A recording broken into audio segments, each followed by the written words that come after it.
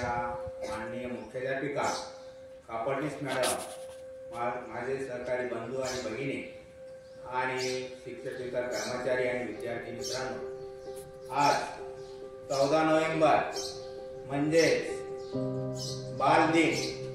हा बालदिन आपण पंडित जवाहरलाल नेहरू यांचा जन्मदिवस म्हणून साजरा करतो। पंडित जवाहरलाल नेहरू यांचा जन्म 1889 मध्ये 14 नोव्हेंबर 1889 मध्ये अहमदाबाद या ठिकाणी मोतीलाल नेहरू आणि स्वरूप राणी यांच्या पोटी यांचा जन्म झाला। वकील कुटुंब होतं। वकील कुटुंबात यांचा जन्म झालेला होता। सर्व काही त्यांना परिपूर्ण होतं आणि अशा परिस्थितीमध्ये त्याने आपलं जे प्राथमिक शिक्षण होतं ते खाजगी शिक्षक त्यांनी दिलेलं होतं।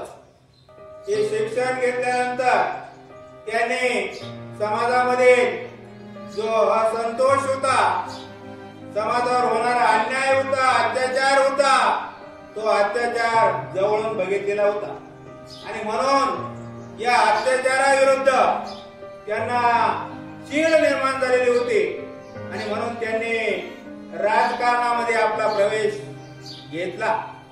राजकारणात प्रवेश घेतल्यानंतर ते लोकांच्या असणाऱ्या वेगवेगळ्या समस्या असतील, अडचणी असतील, या सोडवण्याचं काम पंडित जवाहरलाल नेहरू यांनी शिक्षणानंतर केला।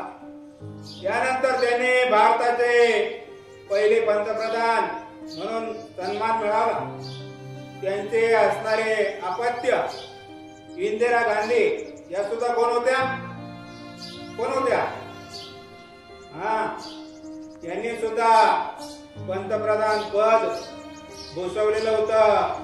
वडिलांचं असणारं नेतृत्व त्यांनी केलेलं होतं आणि अशा या परिस्थितीमध्ये या पंडित जवाहरलाल नेहरू यांना लहान मुलांची फार आवड होती। प्रत्यक्षात मुलांमध्ये ते खेळत होते, बागडत होते, त्यांच्या असणाऱ्या समस्या अडचणी ते समजून घेत होते आणि त्यावर मार्ग काढत होते।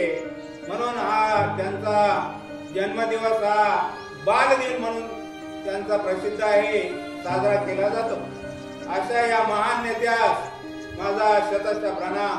जय हिंद, जय महाराष्ट्र।